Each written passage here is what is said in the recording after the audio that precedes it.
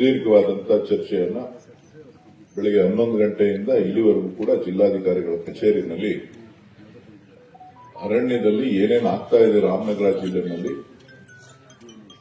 ಕಳೆದ 50 ವರ್ಷಗಳಿಂದ ಯಾವ ರೀತಿಯಾಗಿ ಆನೆಯ ಸಮಸ್ಯೆಯನ್ನ ಹಾವಳಿ ಸಮಸ್ಯೆಯನ್ನ ಎದುರಿಸ್ತಾ ಇದ್ದೀವಿ, ಅದಕ್ಕೆ ಯಾವ ರೀತಿಯ ಪರಿಹಾರವನ್ನು ನಾವು ಹುಡುಕಬಹುದು ಅನ್ನೋದನ್ನ ಸುದೀರ್ಘವಾಗಿ ಮಾನ್ಯ ಮಂತ್ರಿಗಳಿಗೆ ನಮ್ಮ ಅಹವಾಲುಗಳನ್ನು ಕೂಡ ನಾನು ಇರ್ಬೋದು, ಶಾಸಕರಿರ್ಬೋದು, ರಾಮನಗರ ಶಾಸಕರಿರ್ಬೋದು, ಯೋಗೇಶ್ವರ್ ಅವರು ನಾವೆಲ್ಲರೂ ಕೂಡ ತಿಳಿಸಿದ್ದೇವೆ. ಅಧಿಕಾರಿಗಳು ಕೂಡ ಸ್ಪಷ್ಟವಾದಂತಹ ಮಾಹಿತಿಯನ್ನ ಇಟ್ಕೊಂಡು ಎಲ್ಲೆಲ್ಲಿ ಆನೆಗಳಿದೆ, ಒಟ್ಟು ನಮ್ಮ ಜಿಲ್ಲೆಯ ವ್ಯಾಪ್ತಿನಲ್ಲಿ ಏನು ಇವತ್ತು ಅರಣ್ಯ ಪ್ರದೇಶ ಬಹುತೇಕ ಹೆಚ್ಚಿದೆ ರಾಮನಗರ ಜಿಲ್ಲೆಯಲ್ಲಿ.